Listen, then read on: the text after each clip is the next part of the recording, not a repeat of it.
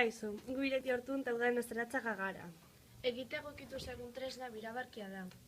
Birabarkia egiteko, zutabeak, adea eta triangeluan egitura erabili dugu.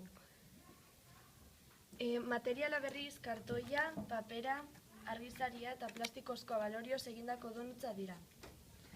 Birabarkiaren mugimendua hau da.